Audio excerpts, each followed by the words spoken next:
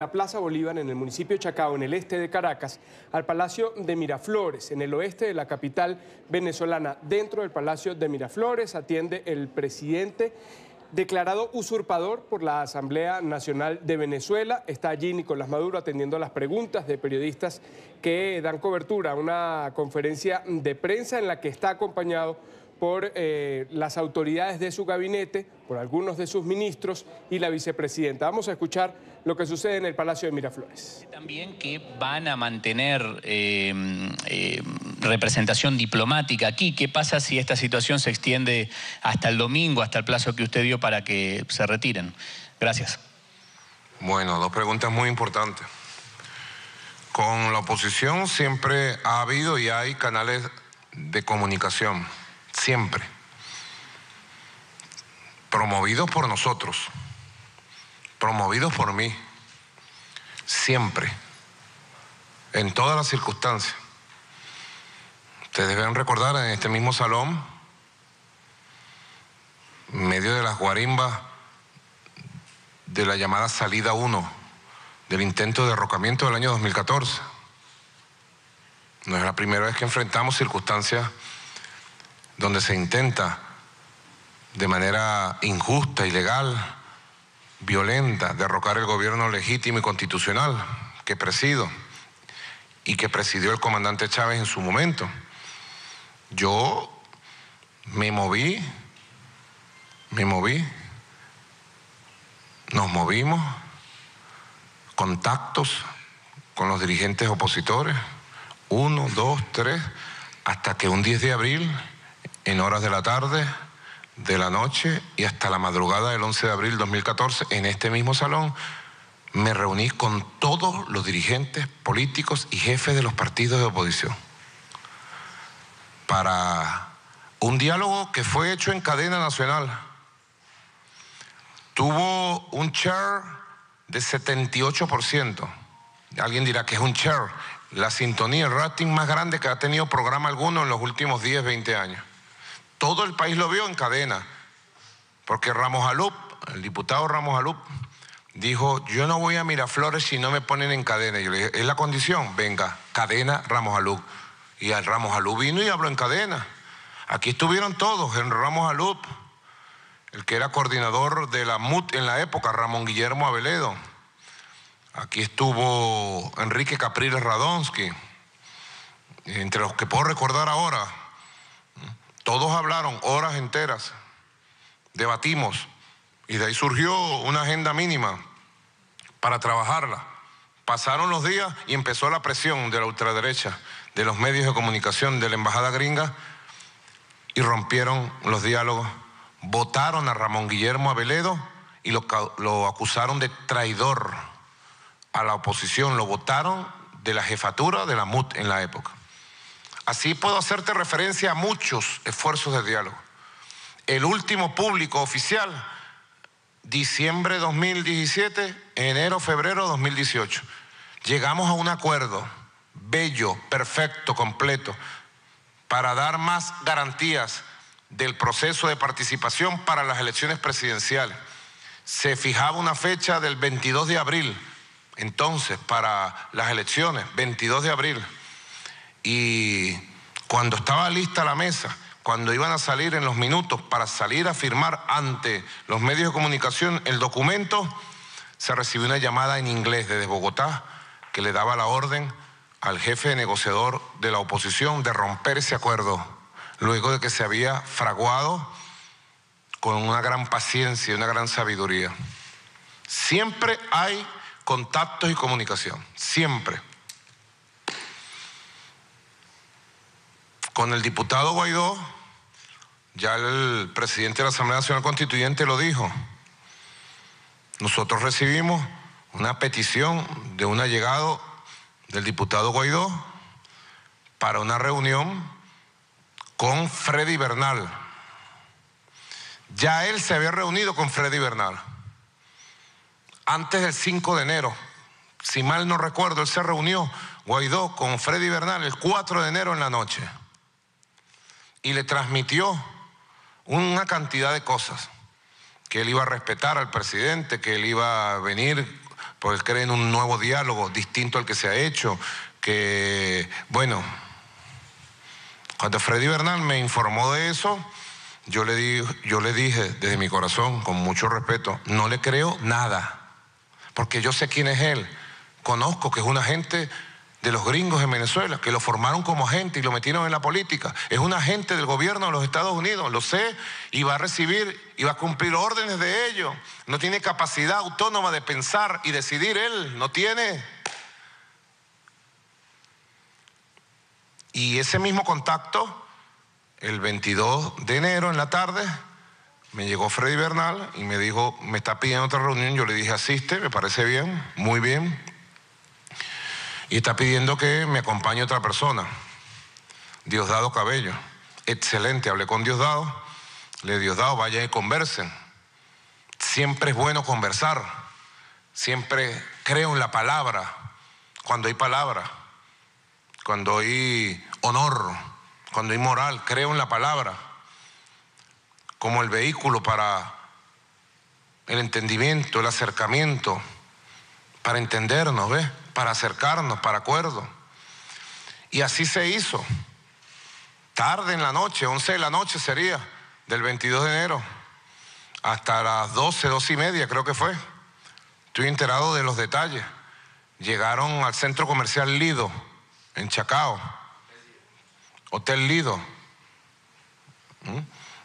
en el último piso del Hotel Lido. Es posible que las cámaras de seguridad del Hotel Lido tengan registrada la entrada de Diosdado Cabello, cara abierta, con Freddy Bernal. Estoy seguro que es posible que las deben tener. González López pudiera buscarme las grabaciones de las cámaras inmediatamente. Y luego llegó ese señor Guaidó con una gorra y un suéter que tiene capucha, tapado. Y Diosdado le dijo, ¿pero por qué tú vienes así, vale? No, para que no me vean. Le digo, no, aquí ¿quién raya quién eres tú a mí? Le dijo Diosdado. Diosdado es así. Le digo, si aquí me puedo salir yo rayado si me ven contigo, ¿no? Él es el Furrial, pues. Y conversaron largo. Y él le juró a Diosdado que no se iba a juramentar. Luego Diosdado me visitó, me contó toda la conversación y yo le dije, todo lo que dijo es mentira, pero está bien el intento de conversar. Él dijo que mantuvieran ese canal, él insistió mucho a Diosdado que mantuvieran ese canal. Eso fue exactamente así. Habló de hacer un nuevo diálogo para el país. Bueno, y otros temas, muchos otros temas. Diosdado le contestó con mucha claridad, con mucha decencia, con mucha veracidad de lo que nosotros creemos y estamos dispuestos a hacer. Y le dijo, el presidente es el primero que está dispuesto al diálogo nacional sin condiciones, con agenda abierta, para acuerdos parciales que nos permitan avanzar en la paz, en la recuperación del país, en el fortalecimiento de la democracia, y para un acuerdo global de gobernabilidad, de paz, de democracia, de autodeterminación del país, en el marco de la Constitución. Este es el marco de cualquier diálogo nacional. Y yo estoy comprometido con el diálogo nacional. Hoy, mañana y siempre estaré comprometido y listo para ir donde haya que ir yo personalmente. Si tengo que ir a encontrarme con este muchacho de gorrita y capucha en el Pico Humboldt a las 3 de la mañana, voy. Si tengo que ir con capucha, voy con mi capucha. Si tengo que ir desnudo, voy desnudo. Como haya que ir, a pie, en carro, en moto, listo para el diálogo, porque creo en la paz, creo en la democracia, creo en la palabra, creo en la verdad. Soy un demócrata, soy un hombre de palabra. Y ojalá más temprano que tarde la oposición venezolana se salga de la trampa que la metieron, del extremismo que lo metieron, y aquí se abra camino para un diálogo razonable, sincero, en favor de los intereses de la mayoría de los venezolanos. Dios nos bendiga y nos permita ver y hacer. Amén. Segunda pregunta. Una segunda pregunta es sobre la Embajada de Estados Unidos. Bueno, nosotros hemos cumplido con la Constitución, con los convenios internacionales. Y el gobierno de Estados Unidos ha procedido a retirar a parte de su personal. No tengo por qué pensar que no van a cumplir ellos también. Esperemos las 72 horas. El gobierno de Estados Unidos tiene que cumplir plenamente. No han querido dialogar. Yo he enviado 1000 mensajes de diálogo y cada vez que envío un mensaje de diálogo dicen: Maduro tiembla, Maduro acorralado, Maduro se acobarda, Maduro está débil, llama a diálogo al gobierno de Estados Unidos, vamos a tumbarlo. La arrogancia, la prepotencia los ciega, los vuelve locos. Yo hice una entrevista con una periodista, Jorge, María Elvira Salazar, una periodista, ustedes saben, candela pues, muy antichavista, muy antibolivariana. Le grabé 80 minutos. Una entrevista de 40 minutos terminó en 80 minutos. Me preguntó todo lo que quiso, en español y en inglés. Iba a sacar la entrevista en la cadena Fox y apenas se enteraron de la entrevista en la Casa Blanca, John Bolton personalmente llamó a la cadena Fox y prohibió que la cadena Fox de Estados Unidos sacara la entrevista. Y luego tuvieron que sacar la entrevista por partes en la cadena Univision de los Estados Unidos. En esa entrevista le dije al presidente Trump, porque la periodista me preguntó a mí, hay que saber por qué yo contesté eso. Si usted tuviera al frente de esa cámara al presidente Donald Trump y él lo escuchara, ¿qué le dijera? Y yo le dije mi verdad. Presidente Trump, usted ha seguido por el camino fracasado del gobierno de Obama y otros gobiernos. Usted no ha querido cambiar su política hacia Venezuela y eso lo va a llevar a más fracasos. Vamos a establecer un diálogo respetuosos, entre iguales, sobre los asuntos comunes de nuestros países, con agenda abierta, cuando usted quiera, donde usted quiera, por intermedio de quien usted quiera. Titularon ahí mismo, Miami Herald, Maduro acobardado, se rinde Trump, Miami Herald. Por allá por Argentina había un titular, Maduro acorralado, Maduro tembloroso. Yo se lo dije en la entrevista. Cada vez que hablo de diálogo, o con el imperialismo, o con la oposición venezolana, ahí mismo dicen, se acobardó, se debilitó. Y yo hablo de diálogo desde mi fortaleza moral y política, desde nuestras convicciones democráticas, porque creemos que solo a través del diálogo y la diplomacia es posible conseguir soluciones a los conflictos. Y no es la violencia, no es el intervencionismo, no es el golpismo, no es la guerra, el camino jamás en el siglo XXI, jamás para dirimir las controversias, para dirimir los conflictos, no. El camino no... Nicolás Maduro habla ante medios internacionales en el Palacio de Miraflores, la sede del gobierno en Caracas. Vamos a hacer una pequeña pausa, ya volvemos con más de lo que ocurre en Venezuela. Quédense con nosotros. Sigue hablando Nicolás Maduro desde Miraflores. A esta hora responde preguntas de los periodistas. Han preguntado sobre el apoyo que ha recibido Juan Guaidó, presidente interino de Venezuela, por parte de Estados Unidos, y qué le habría ofrecido el presidente de Rusia, Vladimir Putin, a él, a Nicolás Maduro. Vamos a escuchar. Hasta hace poco, hasta los años 90, en Sudáfrica existía el régimen del apartheid, donde los negros eran considerados menos que personas, nosotros los negros. Nadie puede defender, es indefendible el racismo, ¿verdad? Hoy por hoy. Como es indefendible el colonialismo, que alguien diga, no, tal país tiene derecho a colonizar continentes enteros, el África, América Latina, ¿verdad que eso nadie lo defiende? Es indefendible, aunque todavía hay colonias, como Puerto Rico, que algún día serán libres. Como va a ser indefendible, y ya empieza a ser indefendible el carácter imperialista del gobierno y las élites de Estados Unidos. Yo soy antiimperialista, pero soy admirador de los Estados Unidos y quiero a los Estados Unidos.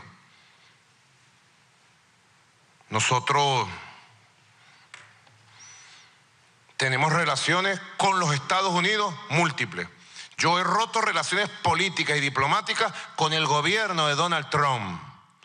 Yo no he roto relaciones con los Estados Unidos. Nuestras relaciones con Estados Unidos continúan y van a florecer hoy más que nunca, con las universidades, con los sindicatos, con los movimientos sociales, con la opinión pública, con los sectores comerciales, con los sectores energéticos, con los sectores económicos.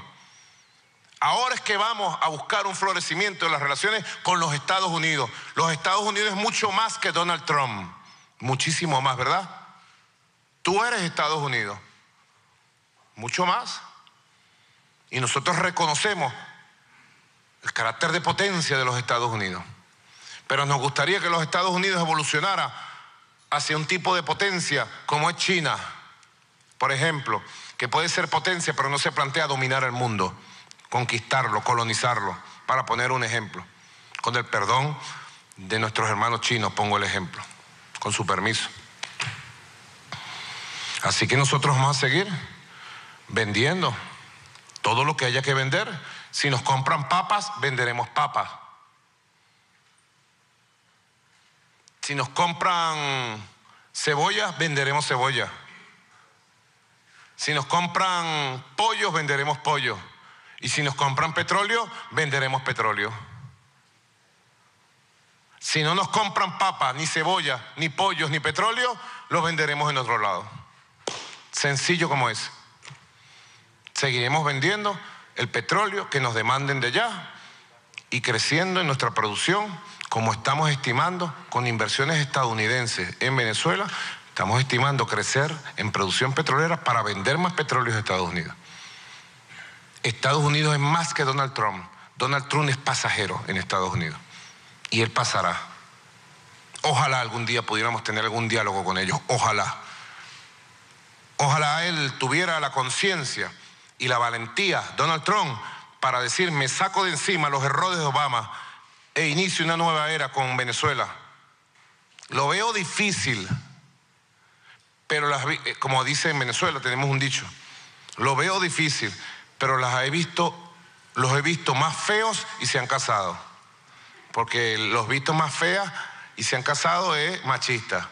Los he visto más feos y se han casado. Y se han casado bien.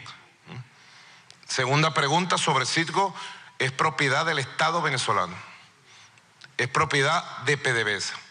Y solo PDVSA determina los asuntos de la empresa Citgo. Es propiedad del pueblo venezolano y así la vamos a defender. Sobre la tercera pregunta, sí, hablamos con Putin, va a seguir. El presidente Putin me ha ratificado todo su apoyo integral a Venezuela. Claro que va a seguir el apoyo. Va a haber cada vez más trigo en Venezuela. Cada vez más trigo que viene de Rusia. Va a haber cada vez más inversiones para producir petróleo. Sí, están llegando. Va a haber cada vez más inversiones en gas. Están llegando. Va a haber inversiones muy importantes en el sistema de telecomunicaciones y satélites. Vamos a tener un nuevo sistema de satélite y de internet que viene de Rusia, una potencia. Y vamos a seguir la marcha de la cooperación militar que tenemos desde hace muchos años, que va a continuar de manera profunda. Así que Rusia con nosotros, como gran potencia que es, tiene una relación de amistad, de cooperación, de respeto, y tenemos todo su respaldo. Gracias a Dios, gracias a nuestro esfuerzo y gracias a la herencia, el legado que nos dejó el comandante Chávez. La tercera pregunta la realiza Madeleine García por Telesur. Hola, presidente. Bueno, la oposición se ha planteado la ruta de, el presidente interino, luego el gobierno de transición, e insisten en elecciones. Hoy el canciller de España dijo que que Venezuela debe hacer elecciones o si no reconoce a Guaidó. ¿Qué piensa frente a eso? Lo otro es que... Disculpa, que el canciller Reza me está dando una información de última hora aquí, pero es secreta. Entonces no te escuché bien la pregunta. ¿De qué trata esa información? No, mentira. Decir esto frente a unos periodistas es lo peor, ¿verdad, Teresita? Tengo aquí una cosa que, si les muestro. Perdón, por favor. Bueno, no se preocupe, presidente. Bueno, la primera pregunta era esa, ¿qué dijo el canciller? Bueno, lo otro, lo que le decía era... No te escuché completa la primera pregunta. No se preocupe, le voy a preguntar. Ok. Que le decía que la oposición se planteó una ruta, que insiste, bueno, en una presidencia interina, un gobierno de transición, en elecciones, y frente a eso, el canciller de España dijo hoy que o hacen elecciones o reconocen a Guaidó. ¿Qué piensa frente a eso? Ayer hubo una sesión en la OEA y el canciller de Colombia dijo que hubo un revés, obtuvieron 16 votos nada más, y que era de esperarse porque Venezuela tenía mucha influencia todavía en la OEA y en el Caribe. ¿Qué piensa? Le plantean periodistas presentes en el Palacio de Miraflores preguntas a Nicolás Maduro en este acercamiento con la prensa extranjera en Venezuela. Es la información en desarrollo y en su pantalla también la imagen de la actividad que transcurre en la Plaza Bolívar de Chacao, en el este de la capital venezolana. Juan Guaidó también sigue atendiendo a los cuestionamientos de la prensa a propósito del plan, la hoja de ruta que ha planteado gobierno de transición, elecciones libres y una presidencia interina. Es la información en desarrollo en Venezuela. Avanza la conferencia de prensa de Nicolás Maduro desde el Palacio de Miraflores, la sede de gobierno de Venezuela en Caracas. Responde a la pregunta sobre la legalidad que es puesta en duda, no solo por la Asamblea Nacional dentro de Venezuela, sino también en la comunidad internacional a propósito de la juramentación el pasado 10 de enero ante el Tribunal Supremo de Justicia para asumir un segundo periodo de mandato hasta el año 2025.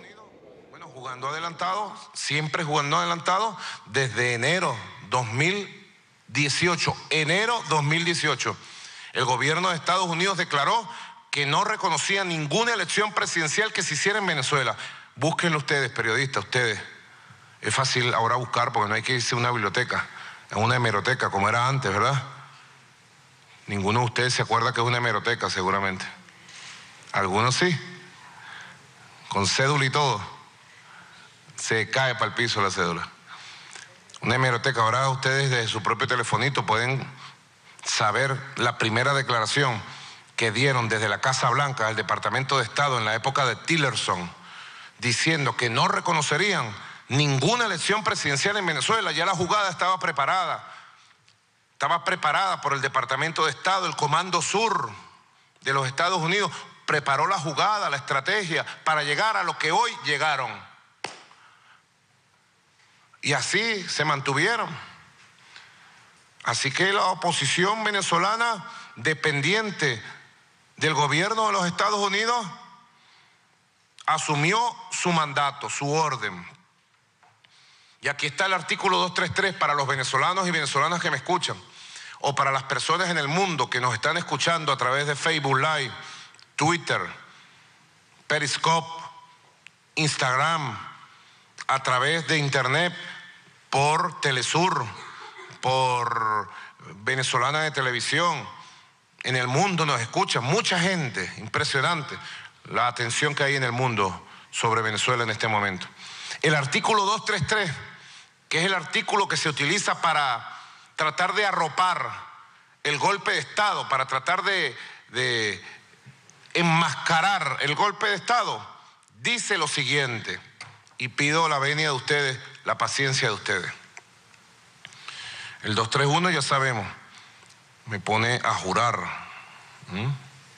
El 233 dice, serán faltas absolutas del presidente o presidenta de la República su muerte, su renuncia o su destitución decretada por sentencia del Tribunal Supremo de Justicia, su incapacidad física o mental permanente certificada por una junta médica designada por el Tribunal Supremo de Justicia y con aprobación de la Asamblea Nacional, el abandono de cargo declarado por tal Asamblea, así como la revocación popular del mandato.